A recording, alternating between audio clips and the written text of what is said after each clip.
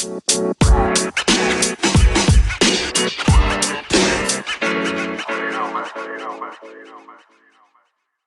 out there, memers. It's a podcast about self-help using memes. As always, I'm your host, Blake Moore. Today's episode is Caveman Problems.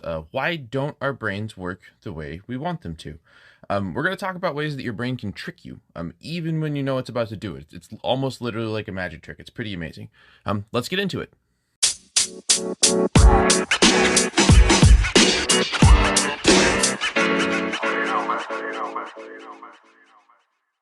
So today's episode is something I internally call caveman brain problems, but now I'm externally calling it caveman brain problems because I can't think of a better term. If anybody out there in Memerland or whatever has a better idea for how I should refer to people that lived in caves together, right? Like I mean the men and the women, but like cave people just sound strange. I think you know what I'm talking about. I don't mean a specific species. The meme I'm talking about is like Neanderthals or any cave dwelling folks, right? But what I'm really trying to talk about here is that there are parts of your biology or your ingrained brain like thinking processes that make these things hard to do. It's just literally hard to recognize while you're doing it. And so I'm going to give you advice so that you can think about it at a time when you can, right? Because what I'm about to describe is an internal process that happens in your brain, and while it's happening, you may not be aware that it's happening, and even afterwards, somebody might point out that it happened to you, and you still don't believe it, right? And so these are the ways that we can figure out why it might work that way, right? Like why we might want to do something a certain way and our brains don't let us, or I would like to talk, but I can't do it without crying, right? Like why do those things happen? And so oftentimes when something feels a certain way and you can't articulate it, it's probably something dumb like this, just kind of like chugging along in your subconscious. You'll see examples of this in medicine, right? The term would be like psychosomatic, right? Where it's an illness that's just in their brain that manifests physically, right? There are also ways that your brain can take physical information and manifest it psychologically, right? Your brain can alter the input your body's giving it, but it can also interpret it the other way around, right? And so sometimes you might just feel icky and you can't explain why you feel it. You just know it feels wrong, right? And so what I'd like to do is try and give you the tools for why it might not make sense right then.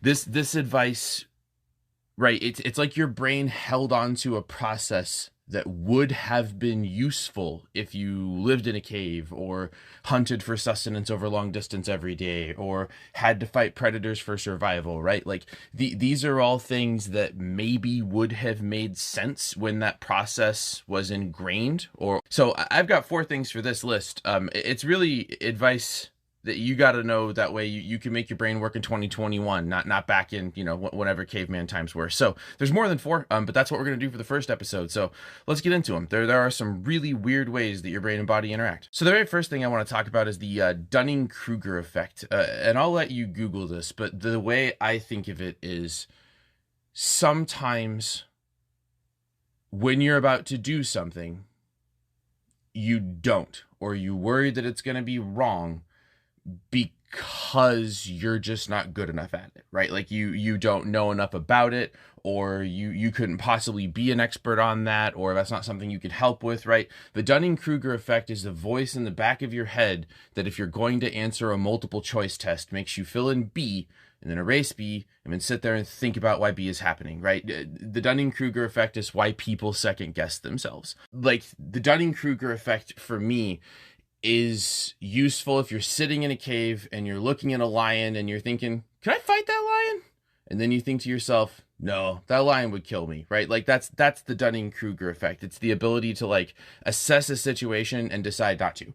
The problem is that when we take those sort of evaluations too far, and this is a work phrase that I've only heard in a few places, but I have heard it, analysis paralysis, right? It's basically the idea that you spend too much time figuring out what to do and then don't spend enough time doing it, right? That's why Nike's slogan, right, is what it is. At some point, you really do just have to go do it. The second thing I want to talk about is a concept called reciprocity. And for me and brains, this comes out as underestimating people is what this looks like, right? You make a move, like say it's chess or a game or whatever, right? You make a move and then they go, okay, well, if you're going to do that, I'm going to do this, right? Like reciprocity is the concept that if you can think of a smart idea, so can somebody else, right? Like ideas are unique, but there's a reason that like copyright protection exists, right? An idea is just an idea. Once I give you my recipe, you can go cook my food. And so that's the point. With reciprocity, give other people credit for being just as smart as you, right? And so if you could think of that play, so can they, right? But that comes with the knowledge that you are thinking about it on that level and they are not. And that's kind of weird, right? Because if you give them credit for reciprocity constantly, you can never make plays. And one good example of that is esports. I don't know if I've talked about that on this podcast, but specifically League of Legends is a scene that I've followed for like a very long time. I enjoy it personally. I enjoy it as a scene, right? I can name you most of the historic players, right? Like I like that. I watch it on weekends when it's on. I know the major teams. I have a favorite team. Like look me up. So I love League of Legends, but there's this concept in League of Legends that's been around for a long time because League of Legends is a global esport, and it's got a bunch of teams in it, and consequently, it's got these like big names both in teams and sports. And I'm not saying they're like Michael Jordan, but there's absolutely kind of like a Michael Jordan of League of Legends. His name's Faker, look him up. And then there's a debate whether he's still even the best, right? Like kind of between LeBron and like Michael Jordan. And I'm not saying League of Legends is the NBA, but I am saying it gets more views than pretty much anything or it gets more views than pretty much everything besides the NFL or the NBA. So it's worth checking out. Anyway, the whole point of that diatribe is I like esports and League of Legends, so I get to talk about them because it's my podcast. But B, when people are about to go up against the very best players in the world, they're just thinking about all the stuff those players in the world can do, right? What cool play have I seen them make? Look how they tricked that guy, right? Like they know how good you are, and so they just don't do anything. They get scared or worried. And if you watch their other games right up before that one, there are plays they would have made in a circumstance like that, and they just don't because they're worried about what the best player in the world is going to do to make them look stupid on stage, right? And so the problem is that if you always give other people all the credit for understanding what you're thinking in competitive environments, that's just not going to work. And so it's useful to take it one step beyond, but then you have to kind of like trust yourself and roll with it. Because if you don't, you just sit there and think about it forever. And I'll actually get onto that in the very last section where I talk about non-productive anxiety. So if you would like an example of what I mean by that, I'll tell a story, but it comes later. So hang on. The next one is honestly much shorter, right? And it's pretty easy to explain, but it's got like really big words with it, lots of syllables, right? And so the word or the phrase is a fundamental attribution error. And in really, really plain terms, what that means is when you do something wrong, right? Like I make a mistake. I know what I meant, right? Like I'm in my head. If I said, honey, your shirt looks cute, right? And that's really a shirt with like a big mustard shade on it that she hates. I'm talking about my wife here when I say honey, just FYI. I'm picturing my wife. So when I say that shirt looks cute, right? What I meant by that is I think your shirt looks cute, right? But from my wife's perspective, she just has like 10 bags of groceries in her arms and just like wishes I would help her carry them in, right? I am judging my action by I meant to compliment you on your shirt, but she only sees my like action. She sees that I'm standing there talking, not helping her carry things in, right? And my wife's not mean like that. I'm just trying to give you an example. The point is when you make a mistake, you know what you meant. So you give yourself credit for that mistake, right? Like, well, I was just trying to talk to her about her shirt. Of course I'd go help, right? But when you view other people's actions, you can only view their actions because you have none of their internal justification, right? And so often that looks like looking at other people and going, well, that's stupid. Why would you do that, right? And oftentimes they don't mean to, right? Like that's how it works. So there's a lot of stuff in there with the fundamental attribution error. It's pretty cool. But the premise or the takeaway that you should have there is that when you see someone else make a mistake, it's really easy to just go, wow, that's dumb. Why would you do that? Instead, try and think through what they probably meant by that, right? So instead of just taking it at face value, work through, if you were them, why do you think they would say something like that, right? And that's really honestly that's really honestly an example of empathy, right? The ability to think through someone else's situation, but specifically that's how you resolve problems in the fundamental attribution error. It's kind of like if you bought a new phone, how it comes with all those programs you don't like, right? Like if you buy it from Sprint or AT&T or whatever, it's got like bloatware is actually the common term that gets used, right? Like it's just stuff on your phone that takes up space that you don't care about. And you just paid more for the phone with that much storage, right? And so you don't want that storage taken up by dumb games. That's how I think, right? And so think of it like bloatware that your brain has. You really can't uninstall it, and so you just kind of have to know that it's there, right? It's not the app you can get rid of. So our second to last like sort of topic, I just want to talk about what kind of might make things feel wrong or right, even when they're really not. And sort of the example I'd like to give out of that is honesty, right? And so there's a concept everybody has in their brain of honesty, right? It's telling the truth and it's not telling untrue things. But emotions are like complex and weird and have fuzzy parts. And so there are ways where you can perceive someone as totally honest, but if you think about why you think that, you really don't know enough about them to make that judgment, right? Like if they were a news source telling you something, you probably shouldn't believe the thing. And so why do you think they're being honest with you? And I will also say that this could have been one of like 20 examples, right? Like we could have been talking about pretty much any perceived emotion from someone else. But just in this case, I have a cool story about honesty, so I'd like to tell it. I mean, I guess not like a story about honesty, but the concept of honesty. And so telling part of the truth and lying can feel very similar, but the point is that you can feel honest, right? Like I can think that I'm telling someone else the truth, but they can still feel lied to, right? Like, but both circumstances can be valid. Like I can feel that I have told the truth, and you can feel that I have lied to you, right? And so that's just a case of competing feelings, which again is why we had to like sort of work through that. This is much easier to do in a private space with loved ones for me. It's much just easier to say, yeah, I was wrong, sorry about that, right? Because sometimes it's best to kind of just like admit to being wrong and move on.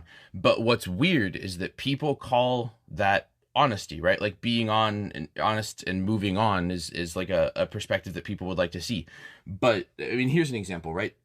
I've caused damage in a public space on accident to someone else's stuff. I'm purposefully like telling that in a vague way so I don't identify people. But imagine me like breaking something on accident that someone else was in charge of, or like knocking over a vase at a museum, right? Like I didn't do that, but I caused some sort of damage that I needed to be responsible for, right? And in that damage, I made an effort to find, like I caused the damage. I knew I caused the damage. I made an effort to find the person that would have been hurt by my damage and sort of like work out how to make them right. And the whole time, like, as they were talking to me, in phone conversations afterward, like this specific example, just kept praising how honest I was. And you're most honest, most people would have ran away, like, or whatever, right? Like, I mean, I caused damage. I'm trying to do right by it. But this person is honestly just super excited and happy and grateful and like faith in humanity restored that like I broke their thing and then tracked them down to be like, yo, I broke your thing. Sorry about that. How much did your thing cost, right? Because I did that. My point in that story is that the price of the thing was about 4 hours worth of work for me. I'm not bragging about wage. I'm purposefully not saying how much I make. My point is, if I can buy someone's honesty or someone's perception of my honesty for 4 hours worth of work, I don't know how much you make per hour, but just say it's $10, right? I can buy honesty for $40. What does that say about honesty is kind of my point. And so emotions and perceptions of emotions can be very complex things, but your subconscious does a really good job just kind of making things feel wrong, which is why it like ties back. So just because something feels wrong or right doesn't mean you can trust it all the way, because you can embrace things or emotions that you maybe shouldn't, and you can also be tricked by ones you think you should be able to trust, right? Like, this smiling person in my face is a good person. Yeah, well, not always, right? And so it's something you got to investigate.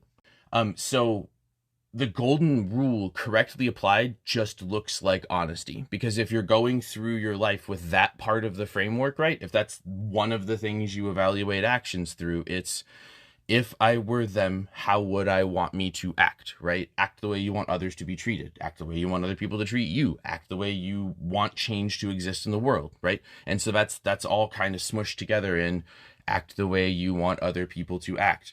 When you do that, other people think you're honest, right? And so you have the benefit of just being honest as a byproduct of living your life using maybe the easiest rule ever. So the very last section is about non-productive anxiety. And so some anxiety is and can be good. And I also want to stop here for a second and say, I know anxiety or disorders or anxiety problems are things that people have. I'm not a medical professional, right? Like, so I'm not giving you medical advice. If you have had a conversation with an appropriate doctor about anxiety, please trust that doctor. I'm giving you anxiety advice in the same way that I would give you diet advice, right? Like, I know what helps me lose weight, but it's possible that if you try to do my diet, it's not going to do anything for you because we're different people, right? And so I'm going to give you my advice, but it's just advice, right? If it's dumb or you don't like it or it doesn't work for you, don't use it. That's fine. But like, I can only tell you what's worked for me and the people that I've shared it with. And so one of the tools I feel like I have is a pretty decent outlook on anxiety, right? And so I just want to take a minute to talk about non-productive anxiety. But before I do that, I do want to take a minute to make an elaborate Right Said Fred joke, because the story is about my shed, and this section is called Right Said Shed. So behind my house, I've got a shed in my backyard. It's kind of nice as far as sheds go, but it's an uninsulated, non-electrified, like 80 square foot plywood box with a concrete slab floor. Like, it's not a spare bedroom, right? Like, that's not why it's out there. I'm really happy I've got it for holding things like old light fixtures or like grills. I mean, this isn't like a complaint about having a shed, but the inside walls are like raw, unfinished, light brown plywood, and there's like nails sticking through it and splinters. Like, you don't send kids in there to play if they come over to your house, is kind of my point. And I've only been in my house for like a couple years, and so my wife and I have been slowly updating our new space, like putting some doors in, stuff like that, to suit our preferences as we develop them and as our budgets can support them, right? Like, there's a bunch of stuff we want to do, it just costs money. So accordingly, the shed outside is not a high priority for updates, right? Like, there's stuff we'd like to do inside that's not a shed outside. And so I go in there pretty regularly since it holds tools for like working in my backyard. But we weren't exactly like planning to put time or effort or money into making it nice, since it largely exists outside and holds mowers, right? One of the few updates I did decide to make to my shed to improve my space was to remove a shelf that existed at about eye level for me. Normally, I think removing extra shelves was dumb, right? You have shelves to hold things. But thankfully, that shelf that shed just has a bunch of shelves, so it's fine to remove. The shelf that was being removed was getting taken down just because I had hit my head on it like twice, and I thought it was really dumb to hit my head on it a third time for the whole rest of the time that I lived at that house. And so I just spent 5 minutes tracking down like a screwdriver or a drill to take that dumb shelf down so it couldn't hit me in the head again. As I took it down, I started to notice that the wood behind the shelf was like rough, like crazy splintery. And after I fully removed the shelf, like in the bracket, I started to inspect the wood like a little bit more closely to try and figure out why it looked weird. I didn't want like splinters and stuff are there, and so I might need to go get like sandpaper and figure, like, people need to not hurt themselves in my shed, right? And so, like I said, it's an unfinished shed in some places. And so around all the nail holes are like all these like splinters that are kind of pointed toward you because they shot a nail in from the outside. And so this shape looked like a splinter, but wasn't anywhere near like nails or screws. And then it like kindly slid into focus, or kind of finally slid into focus. Like your eyes did that thing where you see it and then you see the other things. And so it was a spider. And based on Google, it was like a brown recluse, kind of like bigger than a dime, but like smaller than a nickel. And as my brain and my eyes figured out together, that shape is a spider, not wood. My brain then did that cool caveman pattern recognition hunting thing where you see like one lion in the bush and then you see the other 3 lions in the bush. And so when I did that, it all kind of like slid into focus. And at that point, all the other spiders like slid into focus. And what made this whole thing okay, really, and let's stop there for a second. When I say all the other spiders, right, that's kind of like a loaded sentence. They're all dead. Let's start there. There's a bunch of spiders. Sorry, it's a story about spiders, but if I started that, you wouldn't have stayed, right? So then I talked about my shed. So it's a story about spiders, but they're all dead. Let's start there. I'm cool. I didn't get bit. Nothing hurt me here. They were super dead, and they had been that way since I started taking the shelf off the wall, right? Like they would have ran away. I was unscrewing a shelf with a screwdriver or a drill, right? And so I grabbed a spare rag and just kind of started to clean off the wall. And so I grabbed a spare rag and started to kind of clean off the wall and just like counting, because at that point I just went, wow, that's a bunch of spiders. I stopped somewhere around like 40. I'm pretty sure, I mean, just guessing, right? I'm pretty sure a whole like clutch or nest of spiders like hatched and then just like kind of all died behind the shed before they could get off and go do their like spider business. I know a lot of you are saying good because you don't like spiders. I don't like mosquitoes more because they transmit malaria, and where I live, there's only 2 venomous species of spiders. So very literally every time I would almost rather have spiders at my house. That way I don't have mosquitoes at my house. And so, yeah, okay, some spiders died, but like that meant I probably had more mosquitoes whenever that happened. I think I'd rather have spiders. They just like to live where it's dark. So, and this is kind of the grander point, right? It's not really a story about a shed. Like I said, it's a story about non-productive anxiety, and you might be wondering how I get there. So here's kind of the point. How close was I to something really, really horrible and scary happening to me?